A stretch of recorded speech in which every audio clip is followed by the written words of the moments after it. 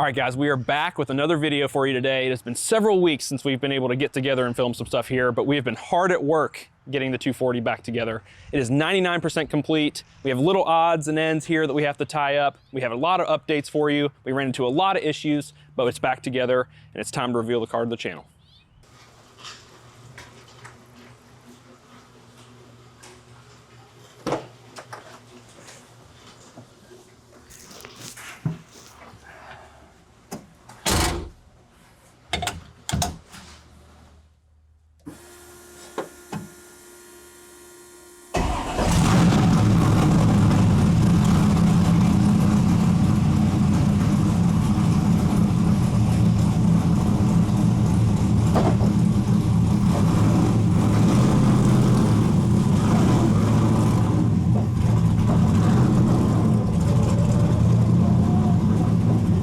My name is Brian Pekarek. This is my 1990 Nissan 240SX race car. It has a Rocket Bunny wide body kit, a GM 6-liter engine, and a Samsonus 6-speed sequential transmission.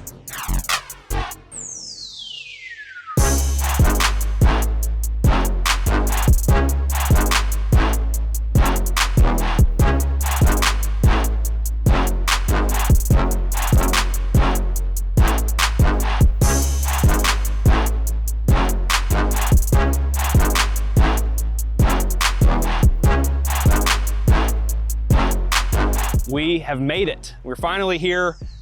Here's the car in all of its glory, fully assembled.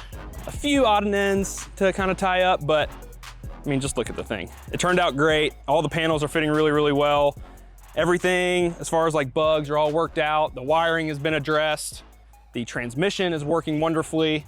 This car is actually going to its first track day on Monday, April 27th. We're doing a private day at Carolina Motorsports Park. I'm really excited. These are not the wheels and tires that I will have on for the track, but these are like kind of like the street wheels and tires.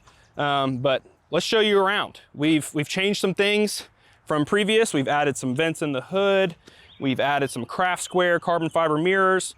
We've added a Samsonus 6-speed sequential transmission. We have the new GM LS 6.0 iron block engine.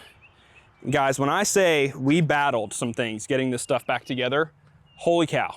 As far as AN lines, radiator hoses, all these other fittings that need to be welded on, sensors that needed to be added. It was a huge headache, but it's all worth it because this thing looks insane. I'm so stoked to show you under the hood of this car. I've been waiting for this moment to show all my people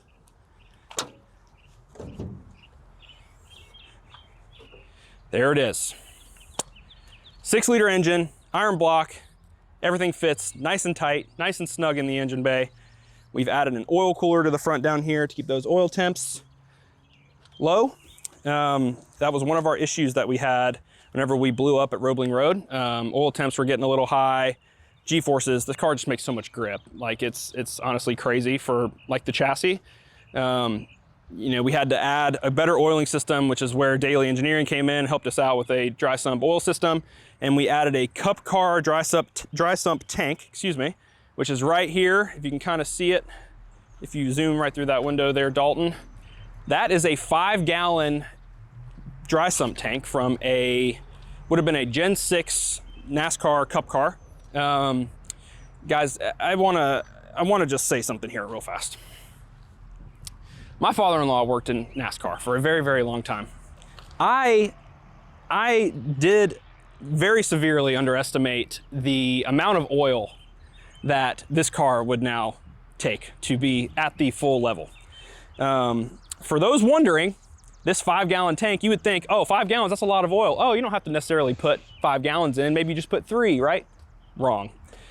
This car now, like filling up the lines, because we have dash 16 oil lines, so you have to fill up all those lines. You have to fill up the oil filter, you have to fill up the cooler, you have to fill up so many other things that you don't think about. We have got 5.5 gallons of oil in this car right now, and the tank is just reading at 3/4 of the way full, maybe 2/3, but that blew my mind. Luckily, I don't have to do that every single time because that is very expensive. But I mean, just look at it, y'all. This is just the dream that has just come to a reality over the last 10 years of me working on this car. Okay, a few features of the car. We're gonna kind of walk around and list off some things things that make this 240 different than any other track car 240 that you'd see at the track on a track day weekend. We've got a Cup Car fuel cell. It is 18 gallons. It has got a lift pump. It's actually dual lift pump, but you know, all of that is encased in this top here. We've got full fire suppression system, 5 nozzles total, 1 on the oil tank, 1 on the fuel tank, 1 on the driver, and 2 in the engine bay. We've got our oil catch can up here. We've got our 5-gallon Cup Car oil tank right there. We've got our fans that blow fresh air into the cab from the NACA ducts in the quarter windows. We have got our 9 Lives Racing 73-inch big wang, as they say. We've got kooky taillights, T37Vs, 18 by 11, -7 square setup with a 295/30/18 tire. We have got our Raybestos brakes from a NASCAR Cup Car, probably the Gen 5 car of tomorrow era, most likely. Those brakes in the rear are from a super speedway rear. So that is a rear brake caliper setup from a super speedway car. And the front brakes are from a short track, like Martinsville, Bristol, Richmond rear caliper. They are both 4-piston calipers, but they are way more brake than this car needs because Cup Car brakes are insane.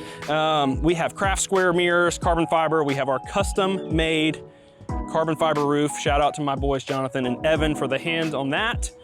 We've got our Sawbelt seats, our Samsonus 6-speed sequential gearbox right there. We've got all of our radio gear, our Garmin catalyst, anti-gravity battery. Man, I'm running out of breath here. We've got our entire PDM setup is Holley. It's a Terminator X controlled by a Switch Pros switch panel. We have our internal brake reservoirs. I don't think I covered the windows, but every window on this thing is actually Lexan or polycarbonate from Plastics for Performance in Europe. And then we have obviously the Rocket Bunny version 2 wide body kit with our side exit exhaust that we made all here in-house. We've got our Tegris front splitter, our 2-quart oil cooler. We've got our Koyo-Rad radiator, obviously our 6-liter dry sump LS engine with the Daily Engineering dry sump pan on the bottom there. This is all made doable, having this engine in this engine bay by Siki Manufacturing. They make a great swap kit for these cars as far as the engine mounts, the sway bar, the more space you need to clear everything for the sway bar. It's a 32mm sway bar, which just makes the front ends of these things feel incredible. Every bushing on the car is either a radial bearing or a Heim joint. So everything feels super, super solid. You know, working our way over here to the driver's side of the car, we have OMP steering wheel, OMP quick release. We've got a Cup Car hanging style pedal box. We've got the fire suppression system, which is mounted right here behind the driver's seat and kind of feeds all the fire suppression lines to go throughout the car.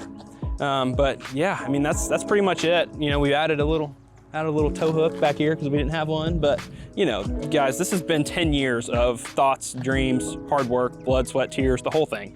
I'm stoked with how it's turned out.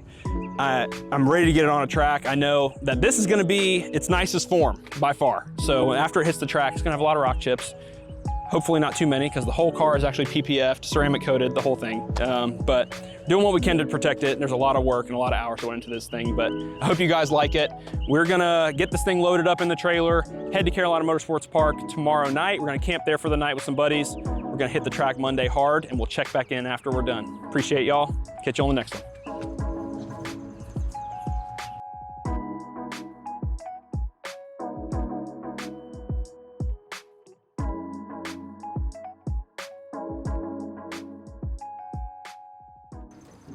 All right, so before you guys ask, if you zoom in here, Dalton, I got some little Easter eggs like oil pump belt. Is the oil pump belt on? Is the oil pump belt on? Everybody's gonna ask me, hey, is your oil pump belt on? That's great. If you see me, ask me that question, because now that this is a dry sump, we actually have an oil pump that we have to make sure we put back on the oil pump, or else we don't have any oil. So we have one of those stickers on the radiator support, we have one on the steering wheel, and we have one on our switch panel, just so we don't forget. So you guys don't laugh at me.